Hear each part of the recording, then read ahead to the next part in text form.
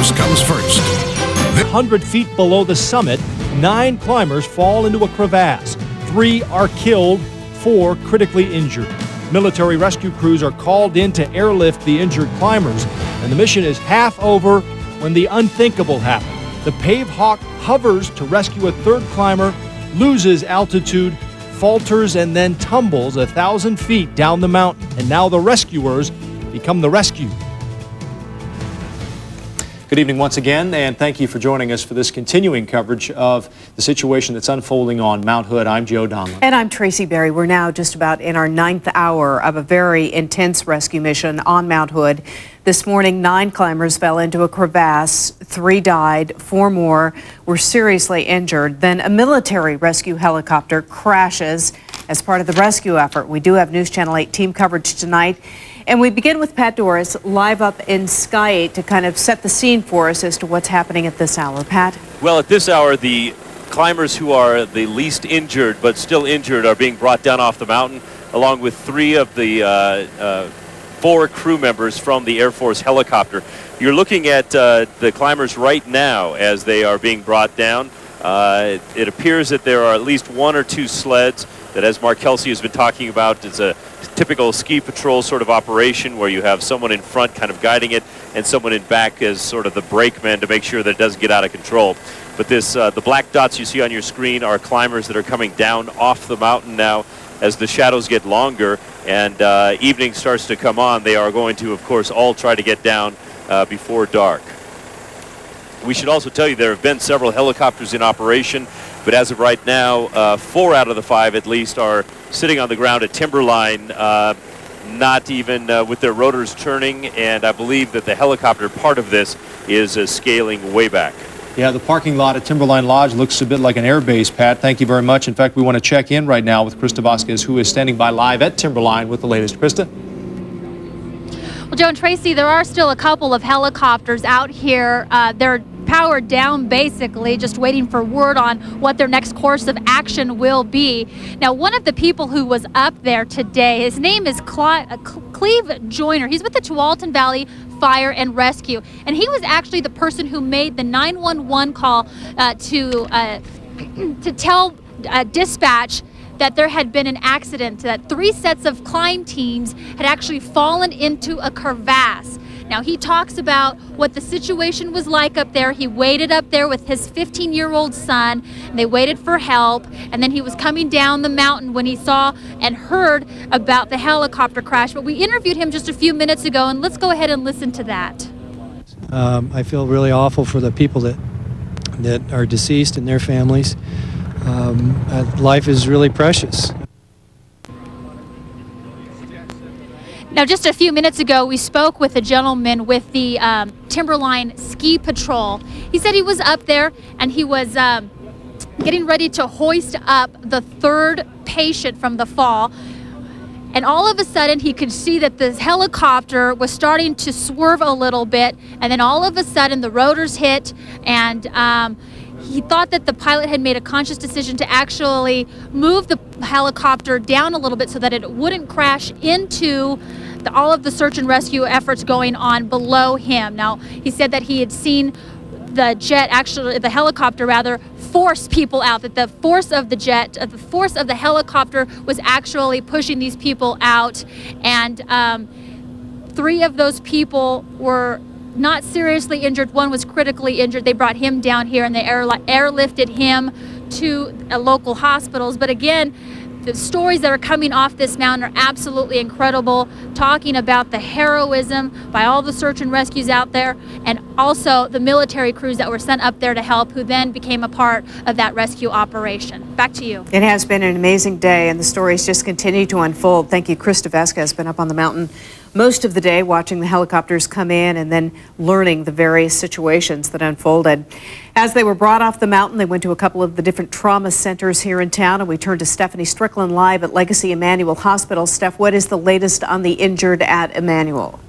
Well, you know, Tracy, speaking of heroes and heroism, let's talk a little bit about the folks here at Legacy Emmanuel who are really pulling some amazing duty to handle all of these patients that are coming in. The helicopter traffic, the noise, the speed and efficiency at which they have to work has really been quite amazing to watch. We do have some additional information now involving these folks. Let's go ahead and take a look at some video that was taken earlier of some of the various rescues. First and foremost, coming in is a Christopher Kern. He came in first. He's from Long Island, New York. Broken pelvis, shoulder, wrist, and leg. Also, Thomas Hillman, 45. It appears, actually, if we can come back out live for a moment, please. It appears that we have another military helicopter preparing to make some kind of landing here. We've not received word from the Public Relations Department that's been providing us with all of this information as to whether or not there is another injured person on board. However, I would point out that it's a pretty safe assumption. We'll obviously know here in just a few minutes as soon as this chopper touches down and we do in fact see a patient getting off.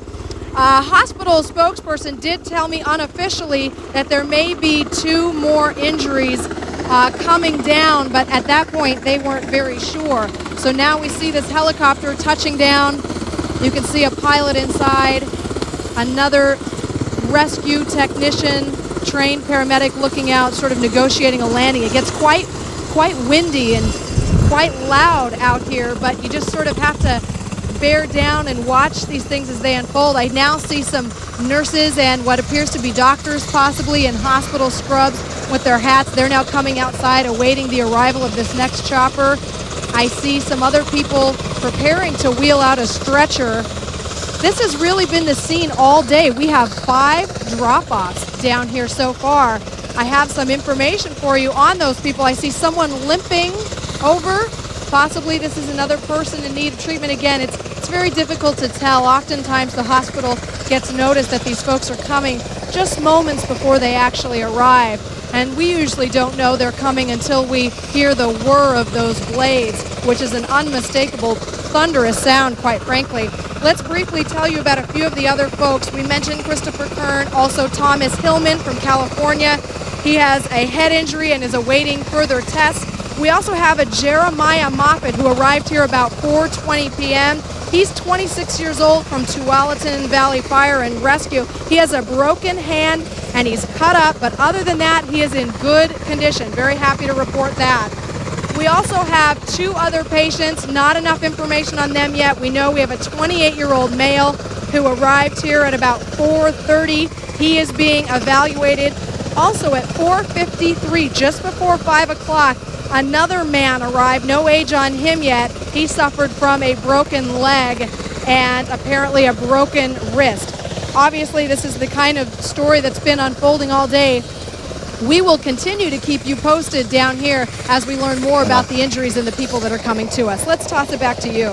Thank you, Stephanie. We didn't notice any injured getting off that helicopter. You wonder if they weren't going to visit one of their other crew members who are already at Emmanuel Hospital. Interesting point. We want to check in with Pat Doris, who's live in Sky 8 with some action involving a snowcat. Pat? That's right, guys. Wanted to let you know we now have a snowcat that is almost to the top of the Palmer chair, and we expect that he'll be veering off to the left or the right, getting around the hut there, and then going up to the about as high as they can. Here's where we're zooming in, Carl Peterson. You can see the tracks from the cats that have been up there before. Look how steep it's been. On the way up, they kind of have to zigzag through, and there are the climbers coming down now with the sleds, and so they are getting closer to each other, maybe another half hour, 45 minutes to get the injured folks met up with the cats and everybody down off the hill safely. But again, this is something, as Mark Kelsey, the climbing expert, was saying earlier, people don't really want to rush it on the way down because if you slip, it's going to be a while. So things are moving very slowly, but that cat is making its way up to the top and is now actually at the top of the Palmer and heading off to the right and heading towards the rescue parties that are making their way down. Everybody getting in position. It looks promising. It also looks pretty steep, so I'm glad they're taking it slowly. We're going to bring Mark Kelsey in just a minute to tell you a little bit more about how this all transpired, but we do want to check in quickly with Mahealani Richardson. She's live at OHSU. Mahea, we understand one person has been taken there, right, and they were prepared for more. Right, doctors are on standby at this point. They are not expecting any more patients to arrive here. But earlier at about 4 o'clock, a military chopper landed and brought in one of the patients. He is in fair condition. Now, he is 43-year-old Harry Slutter. He's from New York, and he's believed to be part of that climbing group.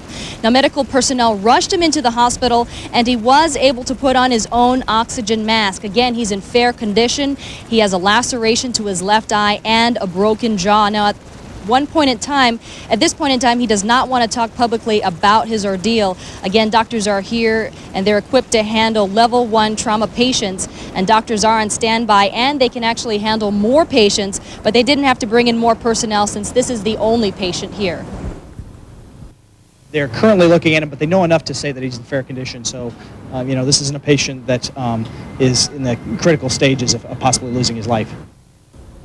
Again, 43-year-old Harry Slutter from New York is in fair condition. He has a laceration to his left eye and a broken jaw. At this point in time, he's not talking to the media. We can only imagine the type of ordeal that he's been through today. Back to you. Thank you, Mahia. Well, we do want to bring Mark Kelsey in and try to find out more about perhaps what they did go through on the mountain there. Mark, if you can, for our viewers, especially who are just turning on the television, paint the picture. What happened on the mountain today? Well, it sounds as if there were 3 roped climbing teams. The highest team on the mountain, and the information is that they were attempting to summit. The highest team seemed to be having a little bit of difficulty, highest team of 2, and they lost their footing, slipped down as a rope team, fell into the next team, and they dominoed into the next team below them, and they all ended up in the Bergstrand, or the crevasse. How deep is that crevasse? It's a little bit difficult for people who haven't been up on the mountain to understand how treacherous it could be. This time of year, 20, 30 feet. I've seen it as deep as maybe 40, 45 later on in the summer.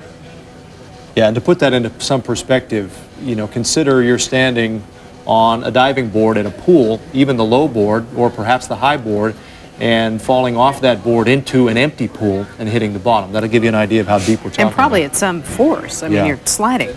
Well, you're ping-ponging a little bit, too, because you've got a pack on. You may have, they probably had crampons on, so you've got sharp objects involved.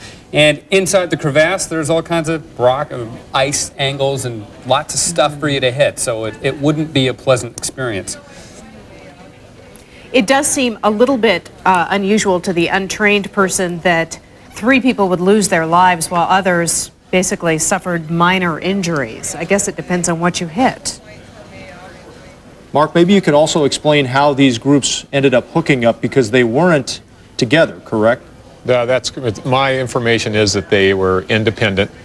As if you take into consideration that one team, all the teams seem to be directly in line moving up to the summit.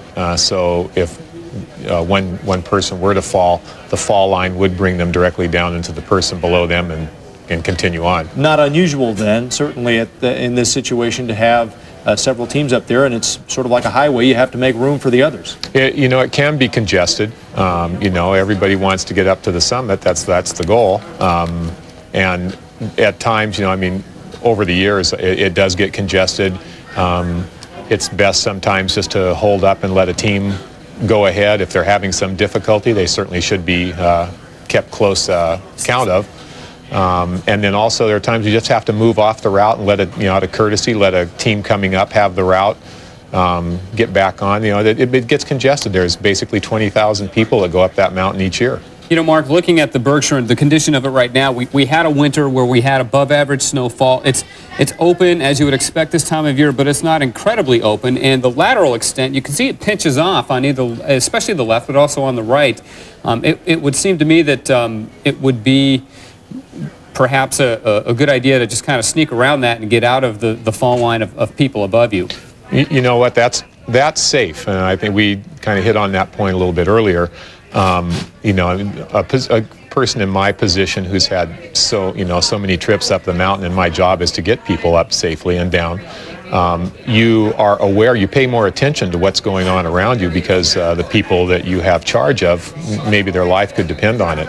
For the average climber or recreational climber, maybe they haven't reached that awareness level, or they don't have anything to draw from to throw any concern up. That's just the way it goes. Not having climbed this mountain myself either, I'm wondering if this particular spot on the mountain is any more difficult than any other. In what respect? Well, in the climbing difficulty. You know, in the climbing world, the south side of Mount Hood is a grade 1-1. It doesn't have a lot of exposure. It's not too steep.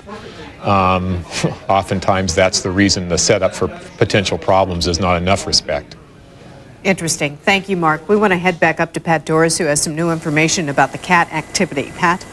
Well, now it looks like the cat that we thought was going to pick up the rescue crew is actually grooming the trail on the Palmer ski lift.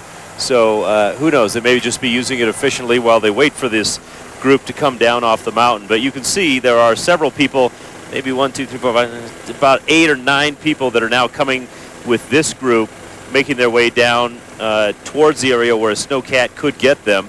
And then as we pan up higher, you'll see that there's still more folks on that Hog's Back area, very slowly making their way down the mountain. And there are actually still people right in that Bergstrom that you were talking about. If we go up even further to the right there, Carl, you can see that there are what must now be recovery crews trying to get the 3 bodies out of the crevasse there so that nobody's left up here on the mountain. It's also interesting to note the shadows are getting longer and longer as we're looking down on these folks as the sun is beginning to kind of think about going away. Back to you guys.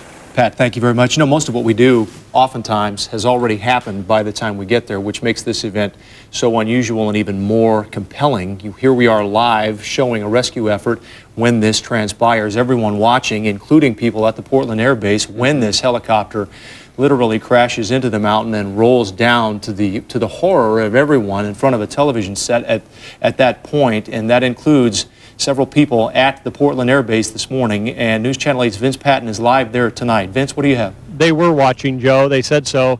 One of the Pavehawks that was here has just returned, landed about 10 seconds ago. They had sent 2 more choppers up to help in this operation from the 939th Rescue Wing. One of them is now returned. The 3rd chopper, as you saw, crashed this afternoon. There were 7 people originally on board. They had dropped off 3 of them, so there are 4 on board at the time of the crash. They know the risks. They know that it is inherent. And a few minutes ago, or about a half hour ago, the Vice Wing Commander talked about the inherent risks this tight family feels. It is part of our family, and this is a very serious thing. As you can see on our rescue patch, you know, our motto is these things we do that others may live. And this is what we do. And this is the risk that all of us take on when we do this business. Those risks illustrated so vividly for all of us today. They say that they are now working on simply trying to get everybody off the mountain, check on how well they're doing. They have notified all the families. They'll probably will not release names until tomorrow, and then they're preserving the crash site so that an Air Force board can investigate what went wrong. Clearly, the video of it actually happening will play a key role in that investigation. Joe and Tracy? Thank you, Vince Patton, out at the Air Base tonight. One of the climbing groups involved, of course, from Tualatin Valley Fire and Rescue. The folks that called in the 911 and who were pulled into the crevasse by the folks above them. Let's check with C.W. Jensen. He's been live at Aloha Fire Station most of the day. He's not quite ready to check in with us, so you can see we're taking a live picture of the rescue efforts still underway on Mount Hood. And as we look at this, Tracy, we should probably point out to, again, the folks who are just joining us, the situation that unfolded on board that helicopter when it became apparent that they were running into trouble. We understand that there was a cable that was attached and then subsequently released by one of the PJs, as they call them, and one of the crew members on board that helicopter. PJs being parajumpers. I needed to relearn that earlier in the day. Well, it was just a stunning development that we hadn't heard until literally at the last minute, and what a feat it was to release that cable when the PJ did. Guys, Pat Doris at Sky 8. It looks now like there is another sled starting to come down from the top. I believe that's what we're seeing in the middle of our screen there. And again, if you look at the sort of the black pointy thing sticking out of the hill down and to the left, that is the rotor from that helicopter. And I'll tell you, from Sky 8, it was, as I know it was in the studio and everywhere else where people saw it, but it was horrific to see that helicopter, because we were right at that point talking about how these guys really are very good in extreme conditions and how there's no room for error. Anytime you get a helicopter that close to the mountain, if there's any problem, for example, you can't go to the mountainside to fly out of something.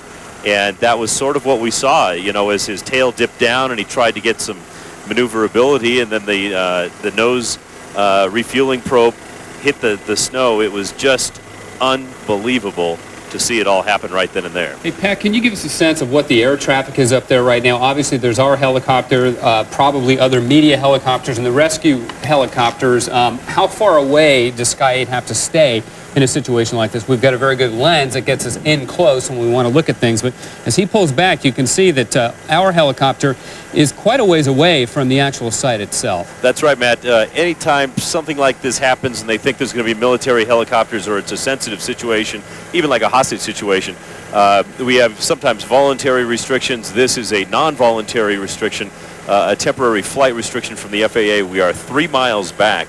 So when we're showing you even the little specks on the snow, that's a pretty good shot. It's also as tight as we can get. As far as the other traffic, I can tell you Sky 8 is the only chopper in the air right now. We're the only thing up flying. The military helicopters are on the ground at Timberline, and the other news guys may have gone home for the day, but we're up here covering it live. And what is your altitude that you're hovering at there, Pat? And, you know, since you were actually in a helicopter while you were watching a helicopter crash, what kind of sensation was that?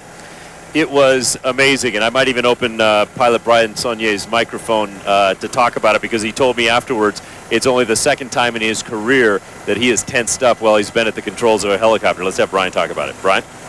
Yeah, that's right. When you're in a helicopter, like you said, and watching something like that happen, and just your heart goes with them, because, you know, they're fellow comrades, and I know that sounds kind of corny, but it's true. Everyone all work together up here in the air. I witnessed a news helicopter at a former place I worked crash, and it was the same situation. It was just very tensing, you know, because you feel like you're part of what's going on there. And, you know, it certainly makes you very humble. And, you know, as we're watching, and these guys are the heroes, and they're going to come in and extract everybody, and as you guys have talked about earlier, it always goes like clockwork, and you know that there are dangers, but, you know, in 17 years as a reporter, I've never seen that happen. And so as it starts to dip and roll a little bit, the helicopters, we were watching it live, you're sort of like, easy there, fellas, and then the unexpected and the worst thing starts to happen. And, yeah, you almost feel like you know those guys because you see them so often do this kind of thing. It's really, I don't know, it's going to take a while to sort out exactly what it felt like, but I tell you, it was not a good feeling. Yeah, they make it look easy, as we always say. In fact, we almost probably get to the point where, you know, we don't expect anything to happen, and we almost get a little complacent. Here they come in, they make it look easy, pluck them out, and off they go. Matt, as we're looking at this picture, maybe you can give us an idea of what this traverse is like coming down Hogsback, because it appears they're sort of at the point of this precipice, and it appears that to the right of your screen there, it's pretty dangerous. Well, it is. The Hogsback is as you're climbing up or coming down the Hogsback, that lower part. If we can go back to the live shot, we'd actually get a better view of it. Is a bit of a almost a resting area, because you're on a ridge. It's not as steep at the bottom, which is where you're looking at, where those folks are right now. But as soon as you start to come down towards the bottom of your screen there on that path, that well-beaten boot path, that is a fairly steep slope right there. And if you were to fall downhill to the right-hand side of your screen, it's fairly steep, and you'd have to self-arrest, or else you'd end up down in those fumaroles where the Bear Rock is, or if you kept going, you'd end up down in White River Canyon, and that gets really nasty. So it's not an extremely dangerous part of the mountain, as Mark Kelsey can certainly attest to, but it's steep enough to make you think about it. And on the way down especially, you're a bit fatigued because you just climbed, you know, basically 5,000 to 6,000 feet elevation. You're on the way down. There's adrenaline, especially for novice climbers. And for somebody like Mark, who's done this time and time again, it's probably, you know, fairly not much of an adrenaline rush. But for climbers who don't climb very much and who don't have the level of fitness that somebody like Mark Kelsey does, then it is more challenging. So those folks who have been under a rescue situation and under extreme pressure, coming down off that mountain, that's not a simple task at this point, and that's one of the reasons why they're taking it slow. However, you know, you also want to mention they are professionals. They're rescuers. Right, these are the best. They are the best, Joe, and they know what they're doing, and they're going to do it right, and they're going to do it safely. This angle does not do that It's slope steeper justice. than it looks, Yeah. that's for Much sure. steeper than it looks, absolutely. We're going to check in with C.W. Jensen now. He's out at Tualatin Valley Fire and Rescue, one of their teams, of course, involved in the climbing accident today that started all of this. C.W.? Tracy, it's been a very difficult day out here as firefighters waited to hear about their colleagues. Let me go over the names right now so we're clear on who was involved. Jeff Pierce, a firefighter from Station 65. Jeremiah Moffett, also with Station 65. Cleve Joyner, an assistant fire marshal. Chad Harshberger, a fitness specialist. And Dennis Butler, a firefighter. And also up there, of course, was Cole Joyner, the son of Cleve, and they all received minor injuries or no injuries. Jeremiah was the was the only one to go to Emmanuel. Joining me now is firefighter Will Coker, who's been out here all day with us. Will, what kind of a day has it been for you? It's been an exciting, emotional roller coaster ride for the members of Tualatin Valley Fire and Rescue, our family, our friends. Fortunately, things seem like they're working out for our members. Like I spoke to you earlier, our hearts go out to those folks that died today, and our prayers are with the National Guardsmen that risked their lives this afternoon as well. Some of your Tualatin Valley firefighters were actually involved in the rescue. What can you tell me about that? Basically, we have a lot of members who have extracurricular activities. Some of them work for the National Guard or for the reserves over at the base, and some of them were up there as well. Also, we have members who work for Life Flight as medics as well, and one of them were able to help one of our fellow firefighters down the mountain when Life Flight came back. It was great. It was just wonderful stuff. Happy everybody's doing okay. This way we can get a quick inroads to everybody's condition and really get the skinny on how they're doing. So far everybody's got some bruises, some other injuries, but looks like everybody's going to be okay, recover fully from this hopefully. Great, thanks Will. And again, out here at Tualatin Valley Fire and Rescue, it has been a long day, but they are very relieved that their colleagues and friends are doing well tonight. Back to you guys. CW, thank you very much. A difficult day, certainly, out there at TVF&R and the Air National Guard, as we've been talking about. We want to check in quickly with Pat Doris live in Sky 8. Pat? Well, Joe, you're looking at that crevasse area again, and there are far fewer people than we've seen really all day. I think there's about 7 people there, and we're moving through the skids here as we're trying to maneuver Sky 8. But it is certainly an effort that is scaling down rapidly up on top of the mountain, and they are bringing some folks down. We've seen that on the lower edges of that Hogsback area right there. But as we pan on up further to the right side, you'll see that the group is starting to string out. It looks like they're starting to pick up as much as they can. Probably have completed the body recovery, I'm guessing, and just making sure that everything is secure before they start the trip on down the mountain. Joe? Pat Doris, thank you very much. Well, we're coming up on 6:30, and that will allow us to once again reset for our viewers who were just getting home from work, wanting to hear the latest on the situation unfolding on Mount Hood. Laurel Porter will step in. I will step aside momentarily, and we'll continue our coverage in just a minute.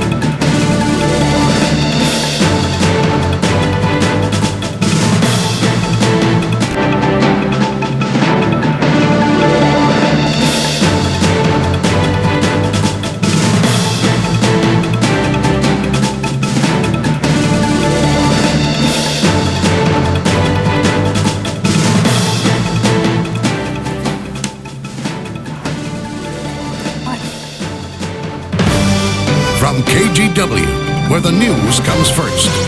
This is Northwest News Channel 8 at 6:30. Climbers plummet into a crevasse on Mount Hood, then efforts to reach them take a terrible turn. There we are talking about things going wrong. Hang on, fellas. Oh, my goodness. Oh, that is horrible. Good Lord. Oh, fellas. Oh, my goodness. You're watching this live, folks. Hello again, everyone. I'm Tracy Berry. And I'm Laurel Porter. Thanks for joining us. First at 6:30. We want to show you a live look now from Sky 8, where there's a lot of activity still going on Mount Hood. We are expecting a news conference in just a little while. Rescuers bringing the last of the climbers off the mountain. We understand 3 climbers still on the mountain, or 2 climbers, I should say, and 3 crew members from that downed chopper. They hope to have them off before nightfall. Then it will be a matter of recovering the bodies of those who did not survive the fall. 3 deceased victims remain on the mountain. Then, of course, later it will be removing the crash rescue helicopter. A news conference is happening at the mountain in just a few moments. We want to check in now with Krista Vasquez live at Timberline. Krista? First, let's go up to Pat Doris in Sky 8 tonight to give us the very latest on what the activity is actually happening. Pat, we've been watching as the teams slowly make their way down the mountain, and